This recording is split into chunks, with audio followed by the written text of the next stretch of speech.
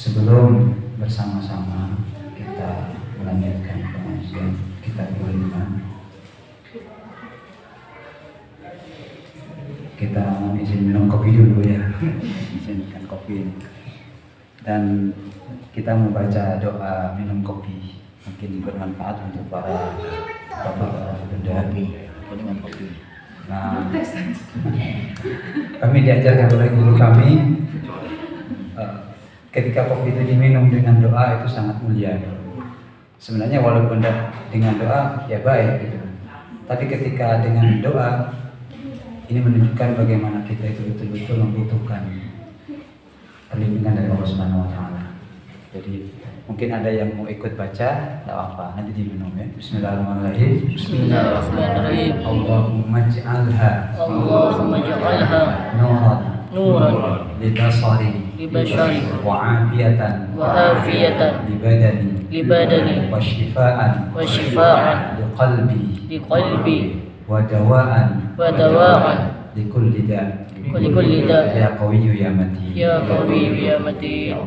ya Allah jadikanlah minuman kopi ini cahaya bagi mata dan hati kami, dan Engkau jadikan penyembuh bagi badan kami, dan sebagai obat bagi hati kami, dan sebagai obat dari segala macam penyakit. Wahai yang maha perkasa, yang maha kuat, yang maha bijaksana. Bismillahirrahmanirrahim.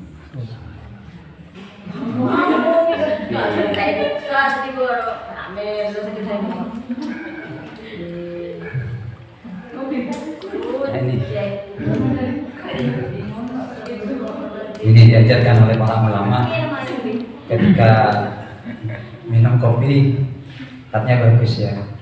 Bahkan kami sering mendengar, termasuk saya KUS itu sering bilang, pokoknya kalau ketika masih ada aroma kopi di mulutmu, kamu dapat istighfarnya dari para malaikat. Alhamdulillah, para bapak, para masyarakat, para jamaah, kitab Nurul Iman ini yang aslinya ya ini kecil ini tipis, cuma disyarahi oleh dua murid Umar bin Hafid, diantaranya ini yang alhamdulillah kami langsung bertemu yang orangnya Sayyid Ali bin Abdullah bin Husain al-Idrus yang pernah datang ke sini, dan ini merupakan orang Yaman pertama yang datang ke perlindungan dan langsung ke Allah pada maulid tahun berapa itu dulu, dan kami dijazah kitab beliau, dikasih sekaligus diijazah. Nah, kita melanjutkan pengajian yang kemarin sampai pada hadis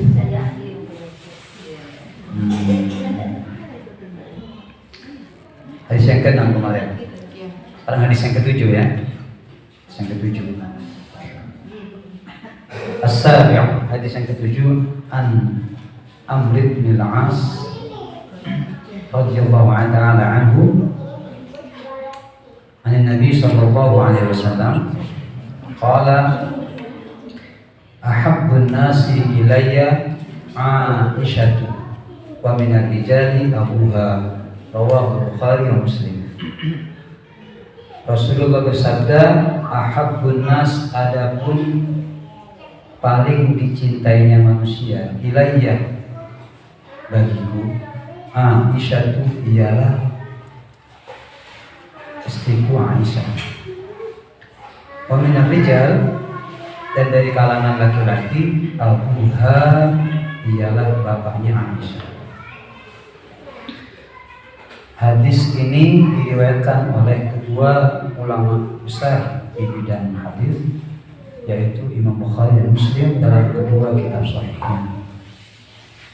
Jadi Rasulullah pernah ditanya oleh sahabat Amr bin As, ya Rasulullah, siapa sih orang yang paling kau cintai ya Rasulullah? Yang menjawab, yang paling aku cintai adalah Aisyah. Aisyah. Kemudian beliau bertanya lagi, bukan dari kalangan wanita ya Rasulullah, dari kalangan laki-laki. Nomina rijal, rijal, nomina rijal Allah. Kalau yang laki-laki, bapaknya Aisyah, namanya Abu Bakar. Ada yang namanya Abu Bakar, ada ya.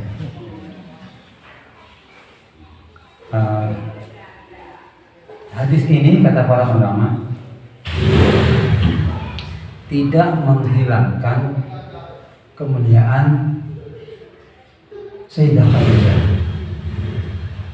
tidak menghilangkan kemuliaan Sayyidah Fatimah. Jadi bukan berarti kemudian mengurangi cinta Rasulullah kepada Khadijah atau mengurangi cinta Rasulullah kepada Siti Fatimah. Juga tidak mengurangi rasa cinta Rasulullah kepada Sayyidina Ali, Sayyidina Umar, Sayyidina Utsman, juga para sahabat-sahabat yang lain. Hadis ini menunjukkan bahwasanya Aisyah itu wanita yang mulia, wanita yang istimewa. Kenapa Rasulullah mengatakan demikian? Pada waktu itu sudah ada Khadijah ini, sudah tidak ada Siti Fatimah.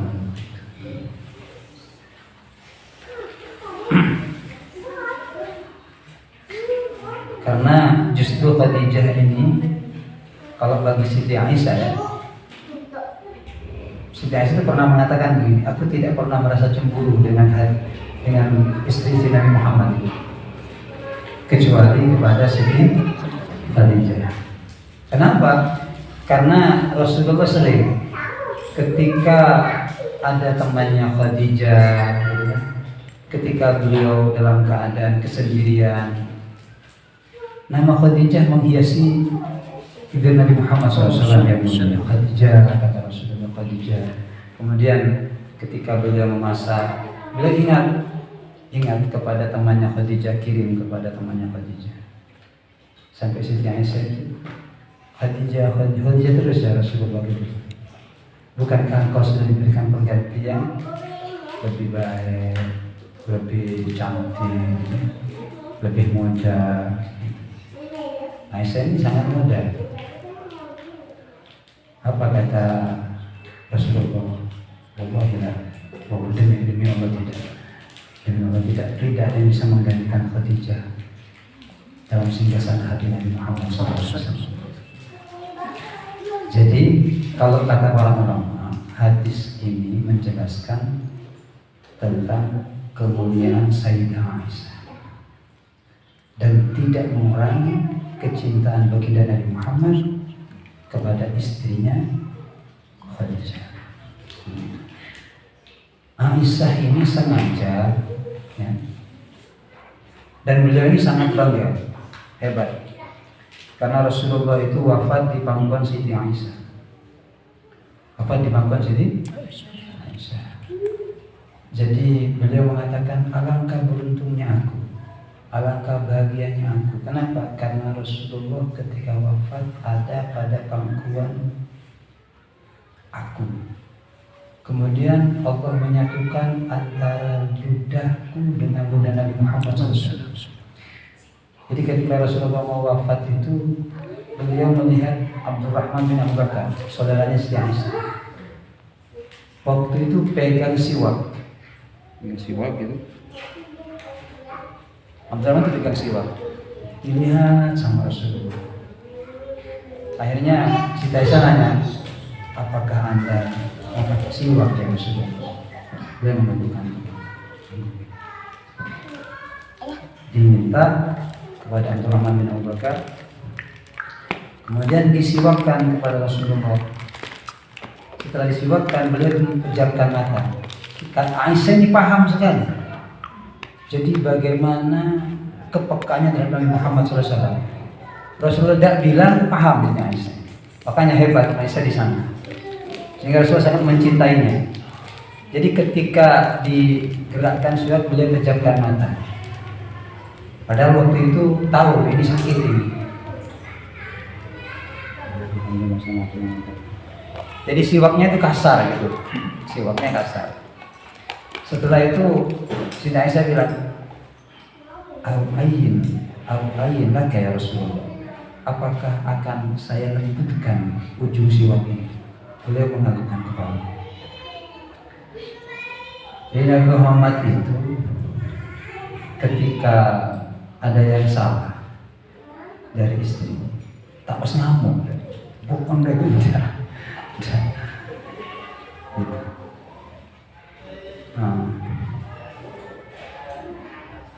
Jadi sampai awalnya lagi saya pelan iya dilembutkan, disiwatkan sama Rasulullah. Jadi Siti Aisyah itu peka, luar biasa. Ini yang menjadikan Rasulullah mengungkapkan kalimat ahabbun nas Aisyah, yang paling aku cintai adalah Aisyah. Kenapa? Aisyah itu peka sama Rasulullah. Karena Rasulullah itu dimintai doa oleh Siti Aisyah. Nah ini penting, ini catatan untuk kita semua. Ketika aku melihat wajah Rasulullah dalam keadaan bahagia, kata Siti Aisyah, dalam keadaan tenang, baru aku berani mengucapkan kalimat ini. Ya, jadi salah satu kemuliaan Siti Aisyah itu tahu bagaimana keadaan Nabi Muhammad SAW. Jadi ketika beliau Rasulullah dalam keadaan tenang, rehat, Siti Aisyah bilang, ya Rasulullah, doakan aku ya Rasulullah, mintakan kepada Allah untuk istrimu Aisyah.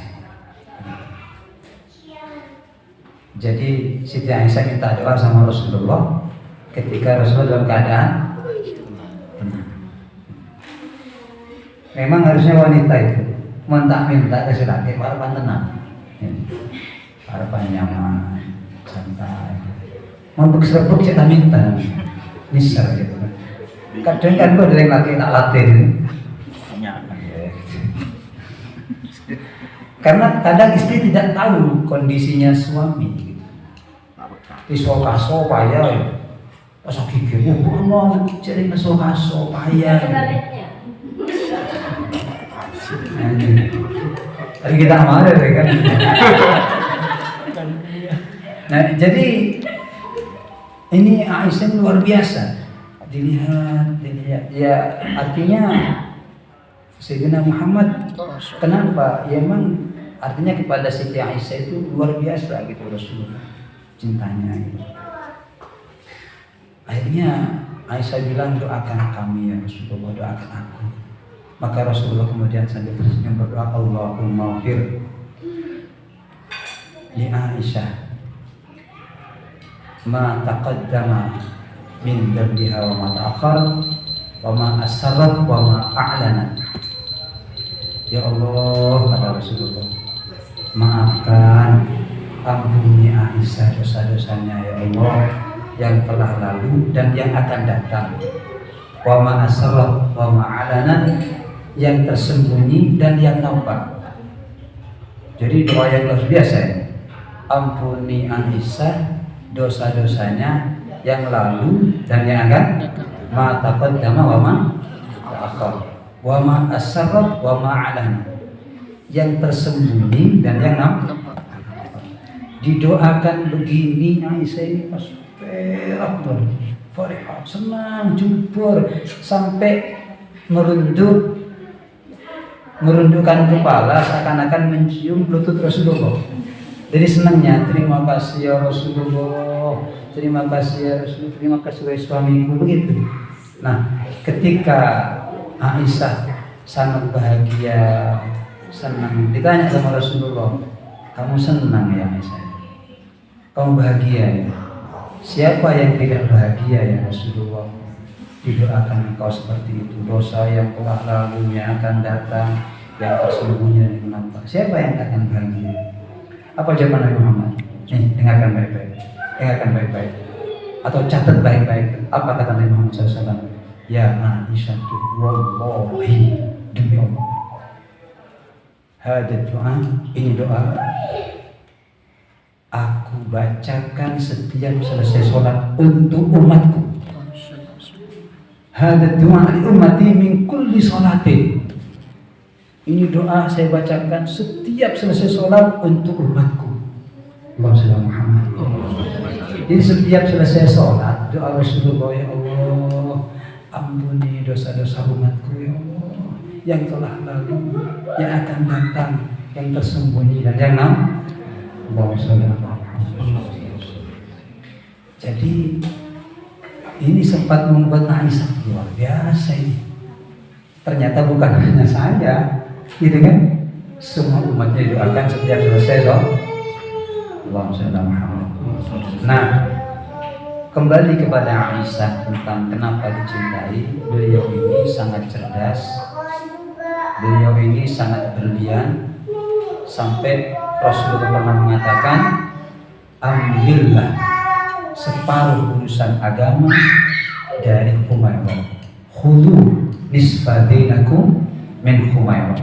Ambillah separuh ajaran agama itu dari Humairah. Artinya apa? Sayyidah Aisyah setelahnya wafat Rasulullah, beliau menjadi seorang mujtahidah, seorang wanita yang pandai, yang hebat, dijadikan kiblat bertanya para sahabat. Ini tidak berlebihan. Rasulullah mengatakan ahabbun nas ilayya. Jadi hebat. Aisyah itu hebat. Semoga nanti para istri kita seperti Aisyah.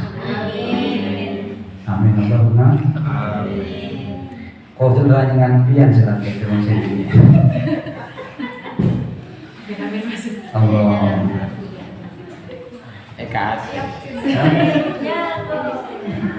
Ya, ini Aisyah ya. Semoga kita dapat barokah Siti Aisyah. Dan Siti Aisyah itu sebenarnya punya jatah. Habib Umar bin Hafid mengatakan beliau itu punya jatah di maqbarah Rasulullah, di Hujratun Nabi. Jadi Nabi Muhammad, Abu Bakar, bagiannya Aisyah sebenarnya diberikan ke Sayyidina Umar, gitu kan? Dan masih kosong, masih ada satu itu kan? Sana. Itu juga jatah beliau, tapi beliau tidak mau di sana. Kenapa? Karena beliau tidak ingin nantinya yang dianggap istri Nabi Muhammad hanya Aisyah saja. Jadi beliau tawadhu, beliau merendahkan diri. Padahal dia punya hak untuk tempat di Hujratun Nabi. Ini yang tidak dimiliki oleh istri-istri yang lain. Jadi beliau mengalah, memberikan jatahnya untuk Sayyidina Umar, dan beliau tidak tinggal di sana untuk demi mengangkat derajat istri-istri Nabi Muhammad SAW yang lain. Dan inilah ya, yang menjadi kata guru kami penyebab orang itu mulia. Ketika mereka mau mengalah, ya, ketika sanggup untuk memiliki tapi dia mengalah, maka dia akan menjadi orang-orang yang mulia. Kemudian Abu Bakar, ya, termasuk laki-laki yang paling dicintai oleh Rasulullah SAW. Abu Bakar ini layak untuk mendapatkan kecintaan Nabi Muhammad SAW. Karena Imam Abu Bakar sangat mencintai Nabi Muhammad SAW, sehingga disebutkan dalam kitab Al-Wasaya itu Abu Bakar itu pernah mendengar Nabi Muhammad sakit, pernah mendengar Rasulullah sakit. Akhirnya apa? Nabi Muhammad sakit ya, iya. Datang Abu Bakar ini menjenguk Rasulullah. Pulang dari menjenguk Nabi Muhammad, langsung sakit Abu Bakar. Langsung enggak? Sakit. Kenapa kamu sakit Abu Bakar? Tak tahu saya sakit. Tidak tahu, ditanya sakitnya apa, sampai datangkan tabib tidak tahu, tidak bisa dan tahu penyakitnya apa. Penyakitnya Abu Bakar karena melihat kekasihnya sakit. Kenapa dia sakit? Karena melihat kekasihnya sakit. Ada Nabi, kau udah sampean gini, kayak Abu Kalan gitu kan, masih dalam masa-masa SMA gitu ya, masa-masa sekolah, pas di pacar sakit, kalau sakit gitu. Masya Allah. Jadi Abu Bakar ini ya begitu, sampai pernah melihat Rasulullah itu ketika haus Abu Bakar di Gua Hira itu, di Gua Sur ya, maaf ya, bukan Gua Hira. Di Gua Sur itu Abu Bakar itu menemukan air. Air itu cukup satu orang minum. Diminum dua orang tidak akan hilang. Cukup satu orang. Akhirnya beliau ambil, beliau kasihkan sama Rasulullah, ya Rasulullah, hada kuban minal ma, ini seteguk air untuk engkau ya Rasulullah. Engkau, kata Rasulullah, aku sudah minum ya Rasulullah. Padahal belum minum. Belum minum. Untuk ya Rasulullah, tidak, kau minum dulu. Ini saya sudah minum, padahal belum minum ya Rasulullah. Minum ya Rasulullah. Diminum oleh Rasulullah. Diminum. Ketika diminum, apa kata Abu Bakar? Aku melihat Rasulullah meminum air yang kuberikan, hilang dahagaku. Jadi dahaga Rasulullah hilang, menyebabkan dahaganya Abu Bakar hilang. Hadihiyal hub. Inilah cinta. Inilah bentuk kesungguhan, ya, bukti daripada kecintaan seorang sahabat dan Muhammad SAW. Bahkan disebutkan kalau malam Abu Bakar itu kalau malam, kata istrinya, kalau malam qiyamul lailnya Abu Bakar itu, qiyamul lailnya itu duduk Abu Bakar itu begini. Saya praktiknya di kitab begini sama guru saya. Duduk Abu Bakar itu begini. Selesai sholat, ngaji sebentar duduk begini. Apa yang dibaca? Wa syauka ya Rasulullah, wa syauka ya Rasulullah. Itu begitu sampai subuh. Aku rindu ya Rasulullah. Aku rindu ya Rasulullah. Itu sampai subuh. Abu Bakar menangis. Mengungkapkan rindu sama Rasul. Aku merindukan engkau ya Rasulullah. Aku merindukan. Ini wiridnya Abu Bakar.